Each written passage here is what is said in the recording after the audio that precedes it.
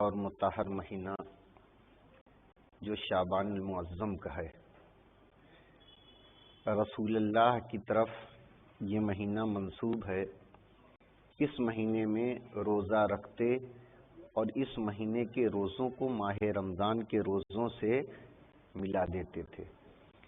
اس بارے میں حضرت کا فرمان ہے کہ شعبان میرا مہینہ ہے، جو شخص اس مہینے میں ایک روزہ رکھے تو جنت اس کے لیے واجب ہو جاتی۔ کسی دن پورے مہینے میں اگر جنت چاہیے تو ایک روزہ شعبان میں رکھ لے۔ چھٹے امام فرماتے جب شعبان کا چاند نمودار ہوتا تھا تو امام زین العابدین علیہ السلام تمام اصحاب کو جمع کرتے، فرماتے یہ میرے اصحاب جانتے ہو یہ کون سا مہینہ ہے؟ یہ شعبان کا مہینہ ہے۔ رسول اللہ فرمایا کرتے تھے یہ شعبان میرا مہینہ ہے، پس اپنے نبی کی محبت اور خدا کی قربت کے لیے اس مہینے میں روزہ رکھو۔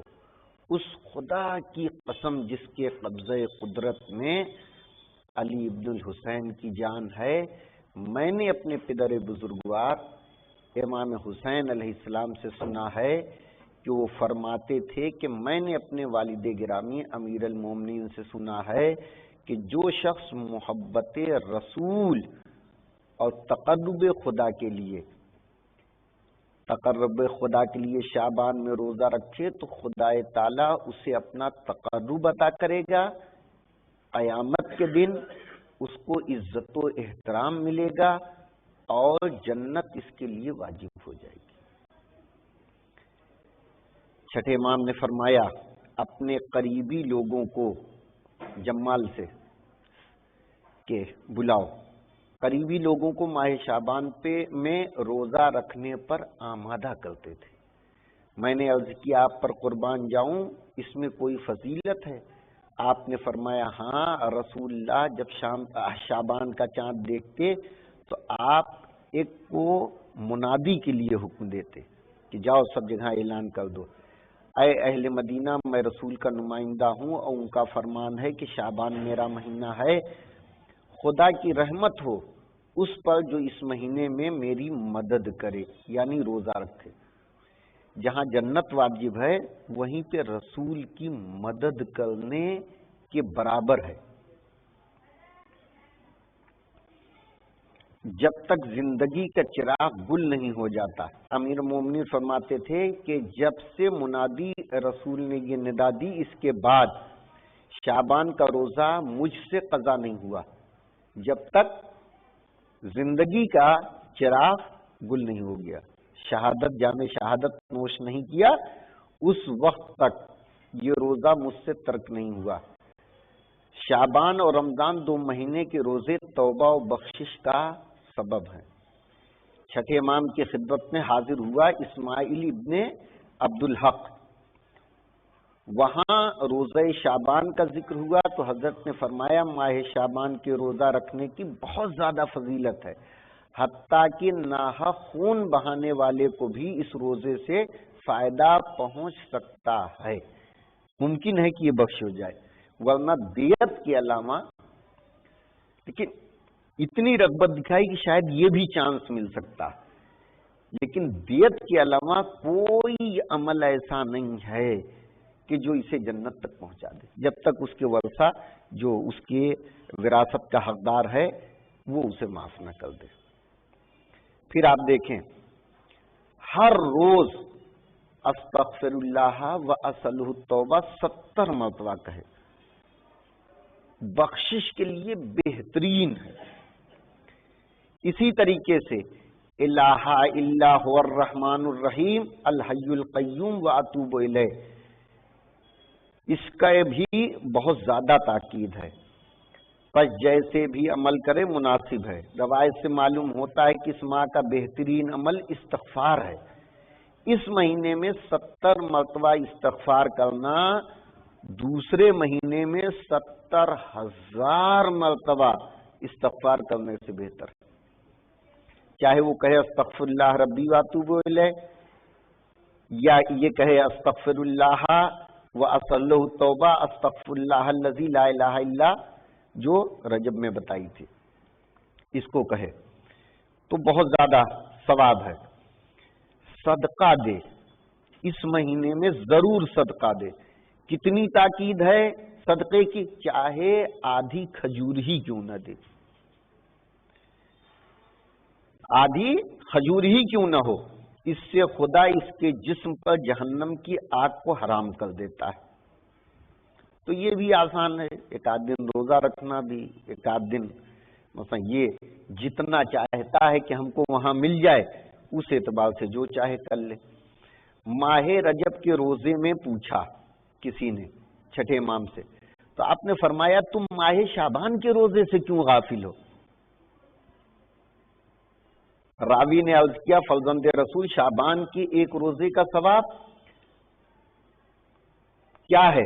فرمایا قسم خدا کی اس کا اجر و ثواب بہشت ہے، جنت۔ اس نے عرض کیا اے فرزند رسول اس ماہ کا بہترین عمل کیا ہے؟ فرمایا صدقہ اور استغفار، توبہ کرنا، استغفار۔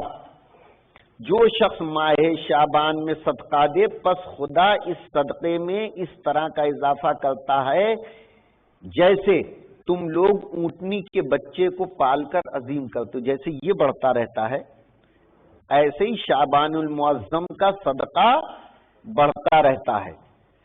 چنانچہ یہ صدقہ قیامت کے روز وحد کے پہاڑ کے برابر ہو جائے گا۔ اس مہینے میں فی سبیل اللہ کسی نہ کسی کی کمک کرنا چاہیے، جیسا بھی ہو، جو بھی پریشانی ہم دور کر سکتے ہیں جہاں تک ہمارے پاس ممکنات ہیں۔ نمبر 5، شعبان کی ہر جمعرات کو، جو بھی 4-5 آئے کسی بھی جمعرات کو 2 رکعت نماز، ہر رکعت میں سورہ حمد کے بعد 100 مرتبہ سورہ توحید پڑھے اور نماز کے بعد 100 مرتبہ درود شریف پڑھے، تاکہ خدا دین اور دنیا اس کی ہر نیک حاجت پوری فرما دے۔ دین میں بھی اس کی حاجت کو پورا کرے گا، دنیا میں بھی جو چاہتا ہے اسے پورا کر دے گا۔ واضح ہو کہ روزے کا اپنا الگ اجر و ثواب ہے۔ روایت میں آیا ہے کہ شعبان کی ہر جمعرات کو آسمان سجایا جاتا ہے تو ملائکہ عرض کرتے ہیں خدایا آج کا روزہ رکھنے والے کو بخش دے اور اس کی دعاؤں کو قبول کر لے۔ گرووار کو روزہ رکھا جاتا ہے تو یہاں نہیں، آسمان پہ پورا ڈیکوریشن ہوتا ہے ہر شعبان، اور وہ لوگ کیا دعا کرتے ہیں کہ آج کا روزہ رکھنے والے کو بخش دے اور اس کی دعاؤں کو قبول کر لے۔ ایک حدیث میں مذکور ہے کہ اگر کوئی شخص ماہ شعبان میں سوموار اور جمعرات کو روزہ رکھے تو خداوند کریم دنیا و آخرت میں اس کی 20 حاجتیں پوری کرے گا۔ ماہ شعبان میں کثرت سے صلوات پڑھنا،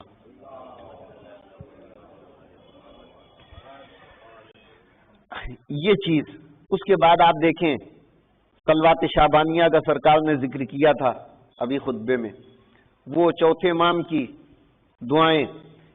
اسی طریقے سے اب بالکل ہی قریب ہے نیمہ شعبان، اس کی بہت اہمیت ہے، انتہائی مبارک رات ہے۔ اس کے بارے میں صادق آل محمد امام جعفر صادق علیہ السلام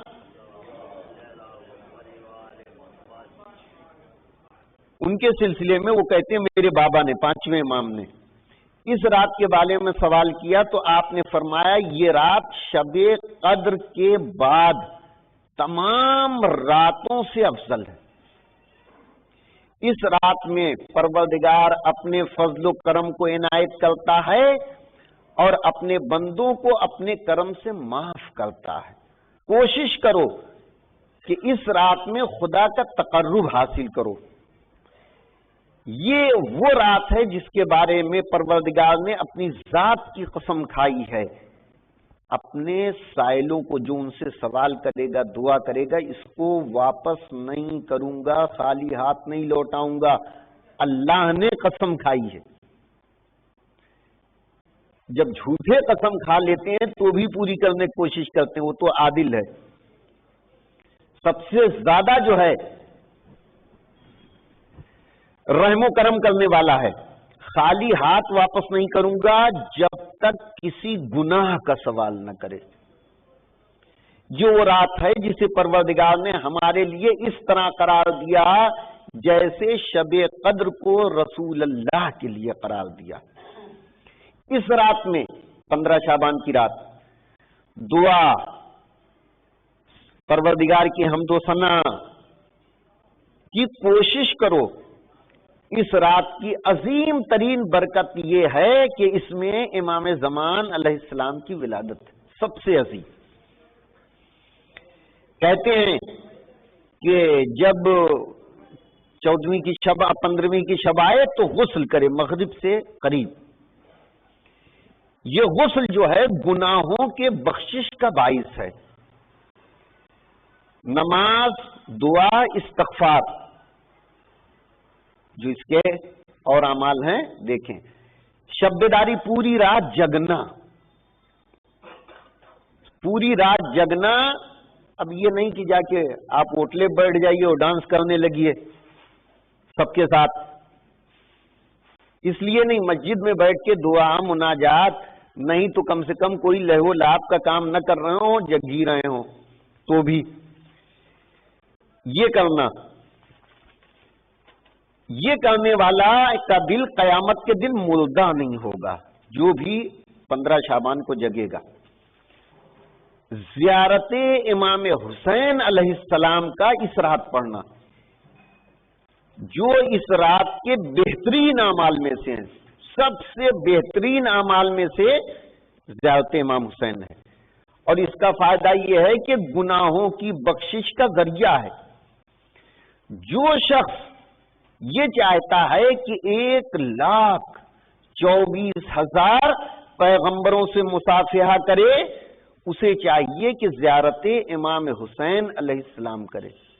جب ایک مومن سے مصافحہ کرتا ہے تو پروردگار دونوں کے گناہ کو معاف کر دیتا ہے، اور جب انسان 1,24,000 نبیوں سے مصافحہ کرے، یہ کون کر سکتا ہے؟ جو 15ویں شعبان کو زیارت امام حسین علیہ السلام پڑھے۔ یہ بھی دیکھیے 15ویں شعبان کو ہوتی ہے، جناب پڑھاتے ہیں دعائے کمیل، اس دن بھی ہوتی ہے۔ پھر اس کے بعد 100 مرتبہ تسبیحات اربع، سبحان اللہ والحمد للہ ولا الہ الا اللہ واللہ اکبر پڑھنا۔ پروردگار عالم اس کے گناہوں کو معاف کر دے گا اور اس کی حاجتوں کو پورا کرے گا انشاءاللہ۔ دعا کرتے ہیں پروردگار ہم سب کو قوت و طاقت عطا فرما کہ ہم ان سب اعمال کو بجا لا سکیں۔ پروردگار ہم سب کی حاجتوں کو پورا فرما، حاضرین کی مشکلات کو دور فرما، ان کے کاروبار میں خیر و برکت عنایت فرما، جو بے روزگار ہیں انہیں روزگار عنایت فرما، جو روزگار کر رہے ہیں ان کے روزگار میں خیر و برکت عنایت فرما، امام کے ظہور میں تعجیل فرما، ہم سب کو ان کے ایوان و انصار میں شمار۔ بسم اللہ الرحمن الرحیم۔ سبح للہ ما فی السماوات وما فی الارض وهو العزیز الحکیم۔ هو الذی اخرج الذین کفروا من اہل الكتاب من دیارهم لأول الحشر ما ظننتم ان يخرجوا وظنوا انهم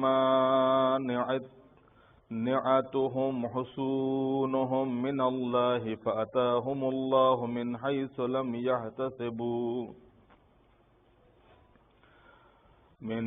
لم يحتسبوا وقذف في قلوبهم الرعب يخربون بيوتهم بأيديهم وأيدي المؤمنين فاعتبروا يا أولي الأبصار ولولا أن كتب الله عليهم الجلاء لعذبهم في الدنيا ولهم في الآخرة عذاب النار ذلك بأنهم شاقوا الله ورسوله ومن يشاق الله فإن الله شديد العقاب ما قطعتم من لينة أو تركتموها قائمة على أصولها فبإذن الله وليخزي الفاسقين وما أفاء الله على رسوله منهم فما أوجفتم عليه من خيل ولا ركاب ولكن الله يسلط رسله على من يشاء والله على كل شيء قدير ما أفاء الله على رسوله من أهل القرى فلله وللرسول ولذي القربى واليتامى والمساكين وابن السبيل كي لا يكون دولة بين الأغنياء منكم وما آتاكم الرسول فخذوه وما نهاكم عنه فانتهوا واتقوا الله إن الله شديد العقاب للفقراء المهاجرين الذين أخرجوا من ديارهم وأموالهم يبتغون فضلا من الله ورضوانا وينصرون الله ورسوله أولئك هم الصادقون والذين تبوأوا الدار والإيمان من قبلهم يحبون من هاجر إليهم ولا يجدون في صدورهم حاجة مما أوتوا ويؤثرون على أنفسهم ولو كان بهم خصاصة ومن يوق الشح نفسه فأولئك هم المفلحون صدق الله العلي العظيم سورہ حشر سورہ حشر مدینے میں نازل ہوا اور اس کی 24 آیتیں. ارشاد ہوتا ہے کہ اللہ ہی کے لیے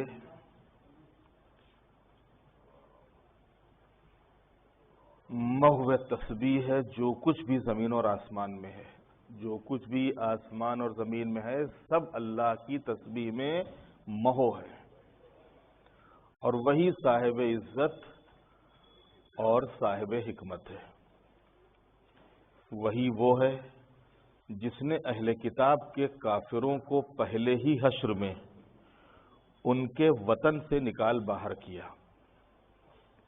تم تو اس کا تصور بھی نہیں کر رہے تھے کہ یہ نکل سکیں گے. اور ان کا بھی یہی خیال تھا کہ ان کے قلعے انہیں خدا سے بچا لیں گے. لیکن خدا ایسے رخ سے پیش آیا جس کا انہیں وہم و گمان بھی نہیں تھا اور ان کے دلوں میں رعب پیدا کر دیا, ڈر پیدا کر دیا, تاکہ وہ اپنے گھروں کو خود اپنے ہاتھوں سے اور صاحبان ایمان کے ہاتھوں سے اجاڑنے لگے. تو صاحبان نظر عبرت حاصل کرو. یقیناً قرآن مجید میں جتنے بھی واقعات, حالات, مثالیں بیان ہوئی ہیں سب عبرت کے لیے ہے, نصیحت کے لیے ہے, واعظ کے لیے ہے, درس کے لیے ہے. یہاں کے اوپر بھی یہ ایک واقعہ ہے جو اسلام میں رونما ہوا. اور کیونکہ یہ جو سورہ ہے سورہ حشر یہ بنی نذیر کے بارے میں نازل ہوا تھا. بنی نذیر ایک قبیلہ تھا مدینے میں اور انہی کے بارے میں نازل ہوا تھا جو یہودیوں کا ایک قبیلہ تھا بنی نذیر, اور جس نے پیغمبر اسلام سے صلح کا معاہدہ کر لیا تھا کہ آپ اپنا کام کیجئے, ہمیں اپنا کام کرنے دیجئے, آپ اپنے دین کی تبلیغ کیجئے, ہمیں اپنے دین کی بات کرنے دیجئے. انہوں نے صلح کا معاہدہ کیا تھا رسول اللہ سے, اور دونوں مدینوں میں سکون سے زندگی گزار رہے تھے. لیکن جب احد میں مسلمانوں کے قدم اکھڑ گئے تو ان کو تھوڑا حوصلہ پیدا ہو گیا کہ یار اب تو یہ کمزور پڑ گئے ہیں, اب ان کے ساتھ کچھ کیا جا سکتا ہے. ادھر وہ کافروں کے ساتھ مل کے ان کو اور کمزور کیا جا سکتا ہے. تو جب مسلمانوں کے قدم احد میں اکھڑ گئے تو ان کے سردار کعب بن اشرف اس نے رسول اکرم کی ہجو میں رسول اللہ کی مذمت میں شعر پڑھنا شروع کیے. آپ نے قتل کا حکم دے دیا اس کے. آپ نے جس نے یہ سب شروع کیا تھا رسول اللہ کی ہجو اور رسول اللہ کی مذمت اور اس میں شعر پڑھنا, تو آپ نے اس کے قتل کا حکم دے دیا اور ایک لشکر بھیج کر یہودیوں کا محاصرہ کر لیا.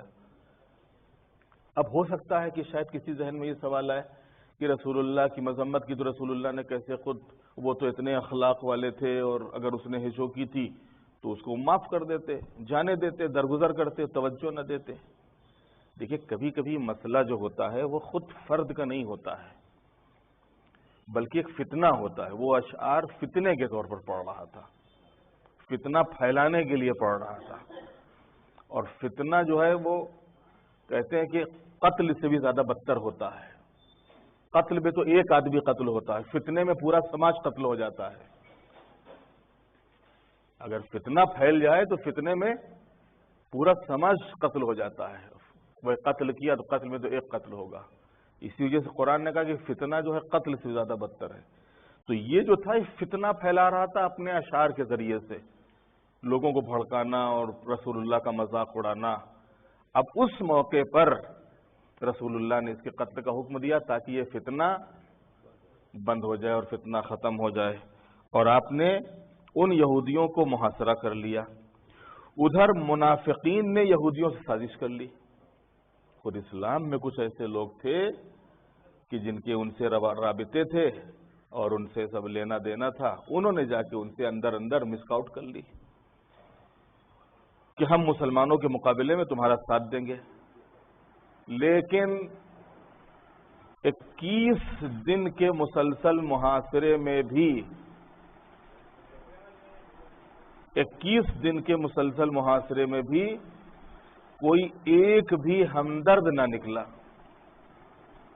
اور بالآخر یہودیوں نے جلا وطن ہو جانے پر صلح کر لی. یعنی کوئی 21 دن کا جو محاصرہ ہوا تھا تو اس 21 دن کی محاصرے میں بھی کوئی ایک ان کی حمایت میں نہیں نکلا, منافقوں کی یا یہودیوں کی حمایت میں نہیں نکلا. اور پھر انہوں نے کہا کہ ٹھیک ہے, آئیے ہم جو بھی آپ جیسے کہیے ویسے ہم کرنے کے لیے تیار ہیں. تو پھر ان سے صلح کر لی, اور ہر 3 آدمی پر ایک اونٹ سامان لے کر ہمیشہ ہمیشہ کے لیے رخصت ہو گئے. مفسرین کا بیان ہے کہ یہودیوں کی پہلی سزا تھی. اس کے بعد دوبارہ انہیں دوسری خلافت کے دور میں نکالا گیا تھا.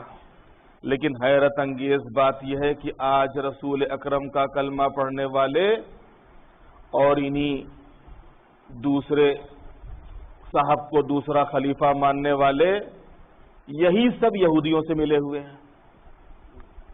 یہی سب یہودیوں سے ملے ہوئے ہیں. آج آپ دیکھ لیجئے کہ حاجات فلسطین میں دیکھ لیجئے, غزہ میں دیکھ لیجئے, لبنان میں دیکھ لیجئے, وہاں دیکھ لیجئے کہ رسول اللہ نے ایک مرتبہ ان کو مدینے سے نکالا, دوسری مرتبہ یہ عمر کے دور میں نکالے گئے, اور اس کے باوجود آج کلمہ پڑھنے والے اور انہی عمر کو دوسرا خلیفہ ماننے والے اور آج انہی یہودیوں سے ملے ہوئے ہیں. آج انہی سے ساز باز کر کے مسلمانوں کو آج نقصان پہنچا رہے ہیں.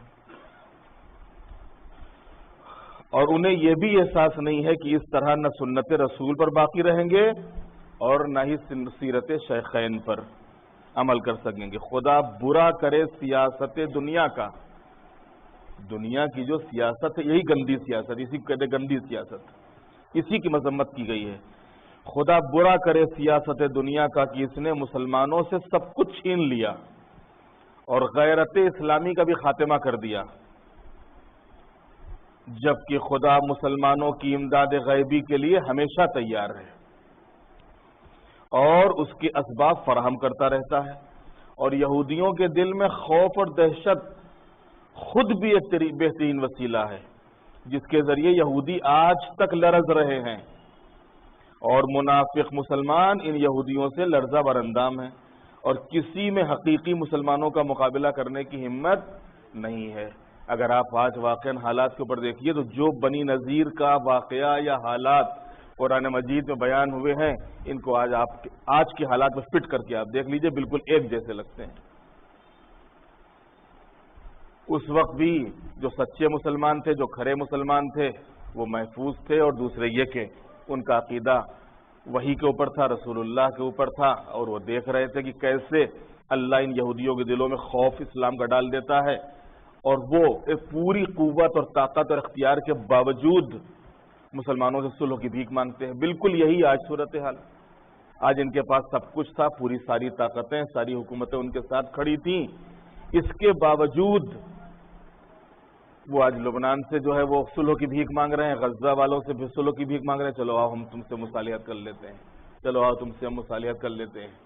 اور کل 3 کے اوپر 1 کو چھوڑا تھا رسول اللہ نے، آج 1 کے اوپر 90 کو چھوڑنا پڑا، 1 کے اوپر 90 کو۔ یہ عبرت ہے کہ تم طاقت اور قوت اور اپنا اتنا وہ سب کرتے تھے بیان، کہاں گیا وہ سب تمہارا؟ اور اللہ جس کو چاہتا ہے ذلیل کرتا ہے، رسوا کرتا ہے۔ 1 کے اوپر 90۔ اگر تمہاری طاقت تھی تم کہہ دیتے کہ نہیں ہم لڑیں گے، ہم اور اپنے آدمیوں کو ہم خود چھڑا لیں گے، تمہارے آدمیوں کو نہیں چھوڑیں گے ہم، یا اگر چھوڑیں گے تو 1 کے مقابلے میں 1 چھوڑیں گے۔ یہ 1 پہ 90 چھوڑنا خود تمہاری ذلت اور ہار ہے اور شکست ہے کہ تم 1 کے مقابلے میں 90 کو چھوڑ رہے ہو۔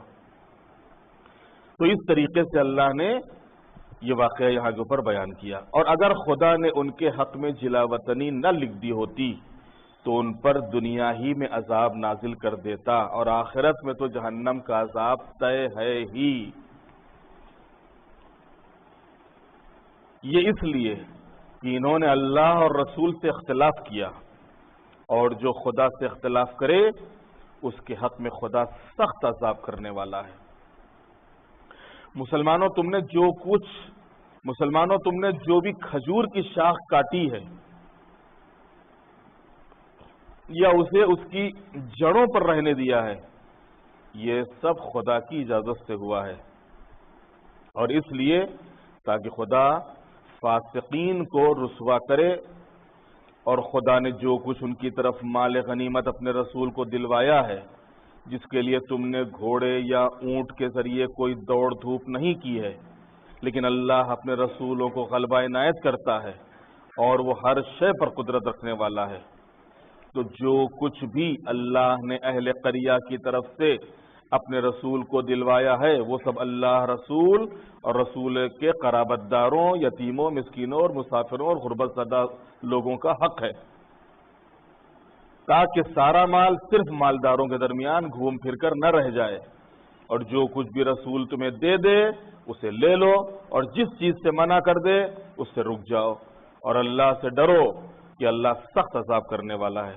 جس طریقے سے فدق میں، خیبر کے بعد فدق کوئی مال غنیمت نہیں تھا، اگر مال غنیمت ہوتا تو اس کے اوپر مسلمانوں کا حق برابر کا ہوتا، اور اس میں بھی اللہ کا رسول تو صاحب اختیار ہے، لیکن اس کے باوجود اس نے مال غنیمت میں کبھی رسول اللہ نے اپنا حق نہیں جتایا کہ اس میں یہ سب ہمارا ہے۔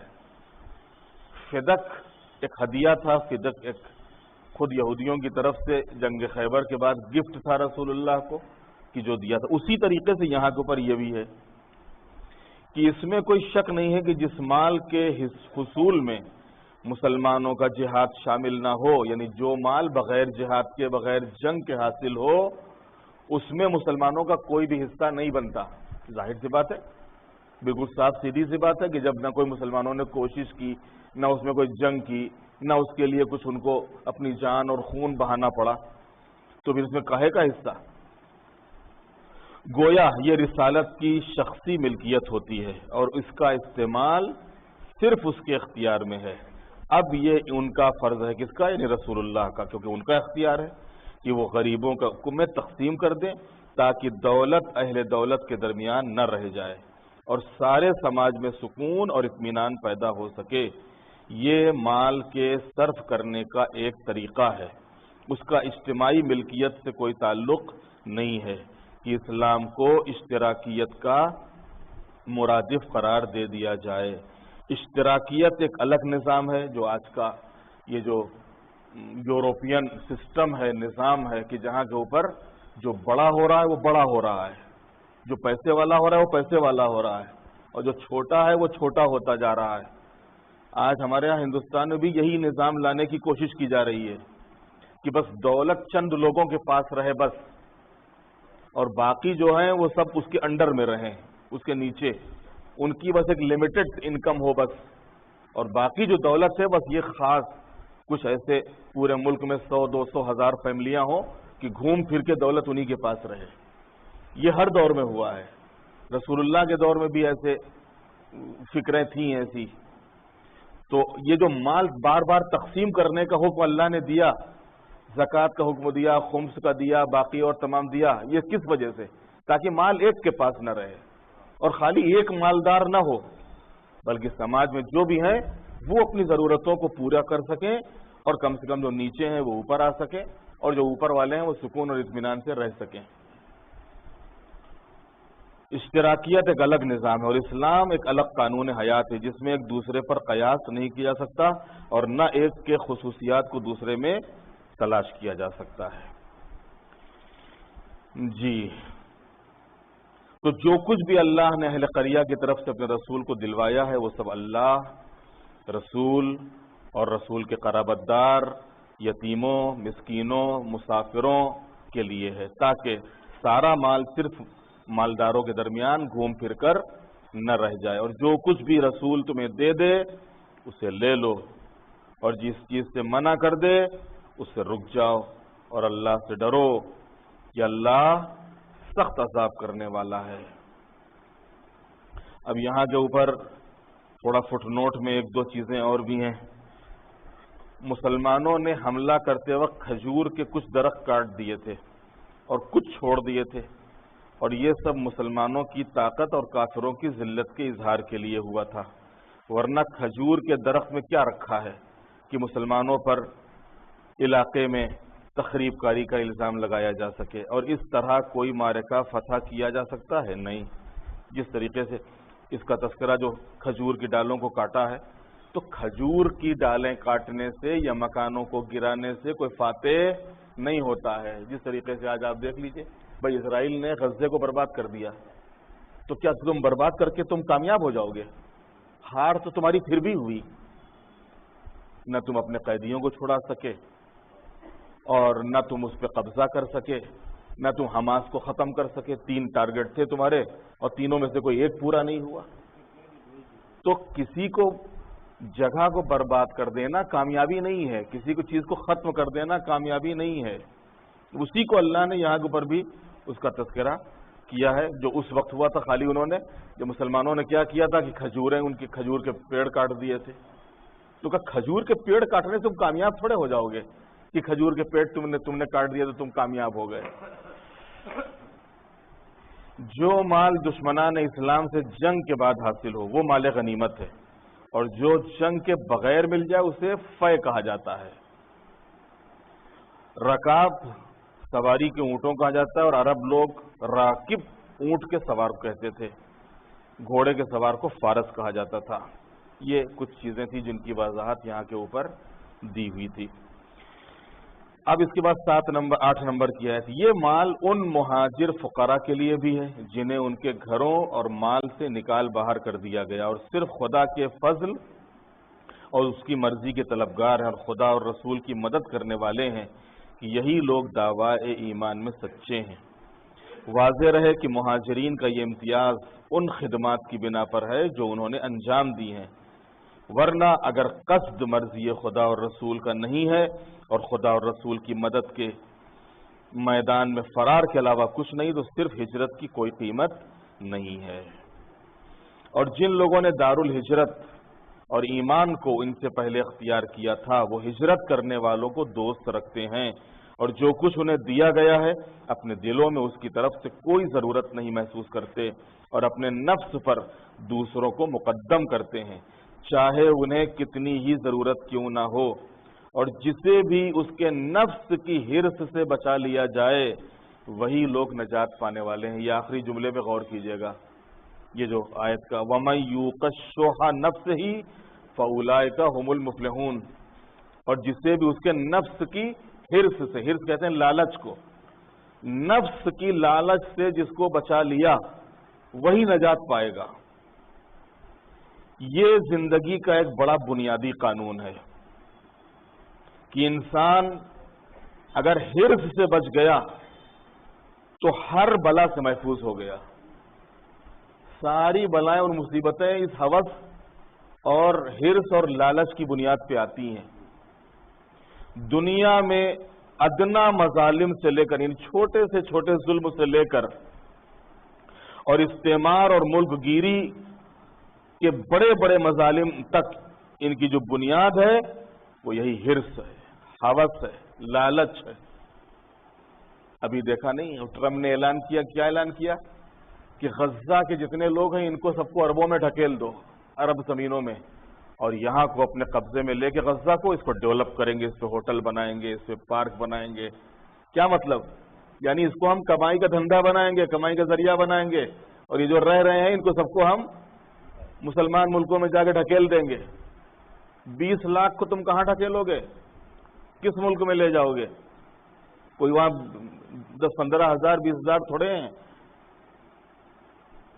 اس کے اوپر بہرحال دنیا میں اس کی تھو بھی ہوئی، اس کے بعد پھر اس نے صفائی بھی دی، لیکن ذلت جس کے مقدر میں لکھی ہوا اسی قسم کی باتیں کرتا ہے۔ تو یہ زندگی کا ایک بڑا بنیادی قانون ہے کہ انسان لالچ سے اگر بچ گیا تو ہر بلا سے محفوظ ہو گیا، اور دنیا میں چھوٹے سے چھوٹے مظالم سے لے کر اور بڑے بڑے ملک گیری تک سارے مظالم کی بنیاد یہی لالچ ہے۔ آج آپ دیکھتے نہیں ہیں، سنتے رہتے ہیں کہ دنیا میں جتنی بھی جنگیں ہو رہی کاہے کے لیے ہو رہی ہیں؟ یا تیل کے لیے ہو رہی ہیں، مال کے لیے ہو رہی ہیں۔ یہ تیل ہم کو مل جائے اور ہمارا اسلحہ بک جائے، اسلحہ بکے گا، جنگ ہوگی تو اسلحہ بکے گا، اسلحہ بکے گا تو ہم مالدار ہوں گے۔ ساری جنگیں اسی کے اوپر ہوتی ہیں، ورنہ بیچارے غریبوں کا خون ہی نہ بہے۔ اگر یہ بیچ میں ہوس نہ ہو، مال اور دولت کی لالچ نہ ہو تو کسی مظلوم کا خون نہ بہے، لیکن مظلوموں کا خون کیوں بہتا ہے؟ لالچ کی بنیاد پر۔ اور انسان کو تباہ کیے بغیر یہ لالچ نہیں چھوڑتی ہے۔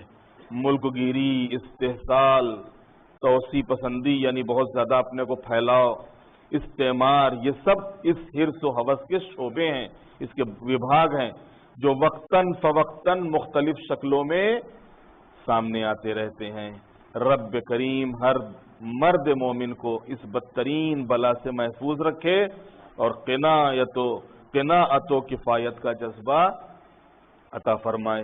اور جو لوگ ان کے بعد آئے اور ان کا کہنا یہ ہے کہ خدایا ہمیں معاف کر دے، اور ہمارے ان بھائیوں کو بھی جنہوں نے ایمان میں ہم پر سبقت کی ہے، اور ہمارے دلوں میں صاحبان ایمان کے لیے کسی طرح کا کینہ نہ قرار دینا کہ تو بڑا مہربان اور رحم کرنے والا ہے۔ کیا تم نے منافقین کا حال نہیں دیکھا کہ یہ اپنے اہل کتاب کافر بھائیوں سے کہتے ہیں کہ اگر تمہیں نکال دیا گیا تو ہم بھی تمہارے ساتھ نکل چلیں گے اور تمہارے بارے میں کسی کی اطاعت نہ کریں گے، اور اگر تم سے جنگ کی گئی تو بھی ہم تمہاری مدد کریں گے، اور خدا گواہ ہے کہ یہ سب بالکل جھوٹے ہیں۔ یعنی جو مسلمانوں سے بات کرتے ہیں یہ بھی جھوٹ بولتے ہیں، جو جا کے وہاں بات کرتے ہیں وہ بھی جھوٹ بولتے ہیں۔ منافق کا کام ہی ہوتا ہے دو رنگ کی بات کرنا، وہ یہاں آئے گا یہاں دو رنگ کی بات کرے گا، وہاں جائے گا وہاں دو رنگ کی بات کرے گا۔ اب اس کے بعد کی جو آیتیں ہیں یہ بڑی عبرتیں اور نصیحتیں اور اللہ تعالیٰ کے اس میں کچھ اسماء حسنہ ہیں جو انشاءاللہ آنے والے درس میں آپ کی خدمت میں اس کو پیش کیا جائے گا، ان اسماء حسنہ کو۔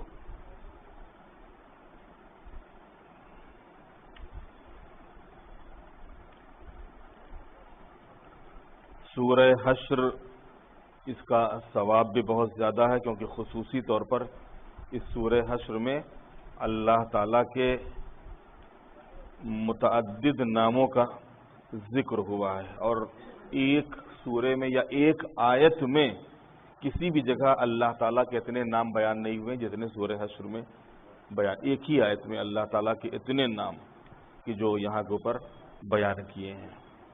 انشاءاللہ اس کا ذکر آنے والے درس میں آپ کی خدمت میں کریں گے. اب اگر کوئی آپ کا مسئلہ ہے تو 2-4-5 منٹ ہیں ابھی، تو فرمائیے، گفتگو ہو جائے تھوڑی سی علمی چرچا. جی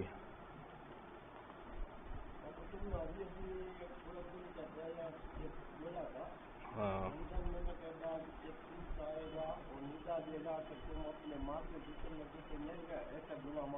ہاں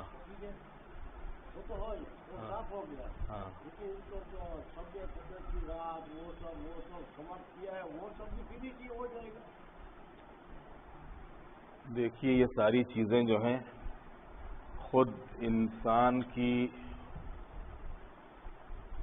آج کے زمانے میں ان چیزوں کو سمجھنا بڑا آسان ہے. آج کے زمانے میں اگر آپ سمجھنا چاہیں تو ایسے سمجھیں، کمپیوٹر ہوتا ہے. سوال پہلے آپ ان لوگوں کا، جو لوگ جو ہیں متوجہ نہیں ہیں، میں بتا دوں کہ کبھی مجلس میں ذکر ہوا تھا شاید شب جمعہ کی، کہ عید کی شب اللہ، عید کے دن اور عید کی رات اللہ کی طرف سے ایک فرشتہ اعلان کرتا ہے کہ اے روزے دارو اور اے روزہ رکھنے والو، اللہ تعالیٰ نے تم کو آج معاف کر دیا اور تم ایسے ہو گئے ہو کہ جیسے ماں کے پیٹ سے آج ہی بس پیدا ہوئے ہو، لیکن اب آگے کی زندگی کیسے گزارو گے وہ تمہارے اوپر ہے. اب ان کا دوسو بھائی کا سوال یہ ہے کہ اب اگر آگے ہم اچھے نہ رہے اور ہم نے برے اعمال کیے یا گناہ کیا تو کیا وہ شب قدر ودر سب ختم ہو جائے گی؟ وہ جو کچھ ہم نے اعمال کیا تو کیا اس کا ثواب سب رخصت ہو جائے گا؟ تو ان چیزوں کا تعلق آج کے زمانے میں بہت آسان ہے. آج کے زمانے میں کمپیوٹر ہوتا ہے، کمپیوٹر میں سارا ڈیٹا جو ہے آپ سیو کرتے رہتے ہو. آج یہ کام کیا، سیو کر دیا، یہ ڈیٹا کیا، سیو کر دیا، یہ کام کیا، سیو کر دیا. اس کے بعد کیا ہوتا ہے، ایک دن اس میں ایک وائرس آ جاتا ہے. وائرس کیا کرتا ہے، وہ ڈیٹا اڑا دیتا ہے. وہ ڈیٹا کیا کرتا ہے، ایک وائرس آ کے اس ڈیٹے کو اڑا دیتا ہے. اب آپ جلدی جلدی بھاگے گئے کہ ارے یہ تو بڑا قیمتی ڈیٹا تھا، اور کسی ایکسپرٹ کو بلا کے لائے، ارے بھیا وہ ہمارا بڑا قیمتی ڈیٹا تھا اور یہ کرو اور وہ کرو اور ذرا سا. تو آپ نے کیا کیا؟ اسی کا نام توبہ ہے، استغفار.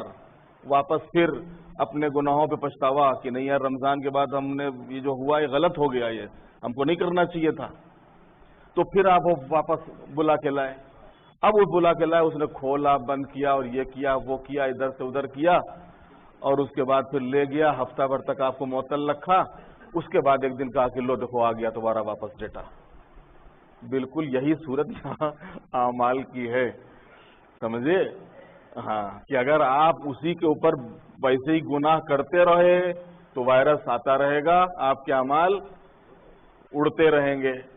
اور اگر آپ نے اس وائرس کو اڑا دیا ہے، پھر جو وائرس گھسا تھا رمضان کے بعد، اگر آپ نے اس وائرس کو وہیں پہ مار دیا ہے توبہ کے ذریعے سے، استغفار کے ذریعے سے، معافی کے ذریعے سے، اپنے گریے کے ذریعے سے، صدقے کے ذریعے سے، کوئی نیکی کے ذریعے سے، تو پھر آپ کا ڈیٹا پھر واپس آ جائے گا. یہ ایک آسان سی مثال آج کے دور میں اور آج کے زمانے میں اس کی ہے بہترین مثال. بس اور تو کچھ نہیں ہے. ٹھیک ہے، آپ حضرات سے گزارش ہے کہ ایک مرتبہ سورہ حمد کی تلاوت فرما کر اس درس میں جو حضرات موجود ہیں ان کے مرحومین اور وہ تمام علماء اور مراجع اور مومنین جو آج ہمارے درمیان میں نہیں ہیں ان کی ارواح کو بخش دیں. الرحمن الرحیم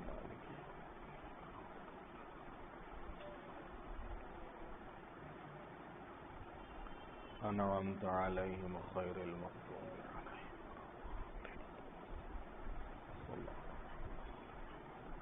بسم اللہ الرحمن الرحیم. ان اللہ وملائکتہ یصلون علی النبی یا ایہا الذین آمنوا صلوا علیہ وسلموا تسلیما.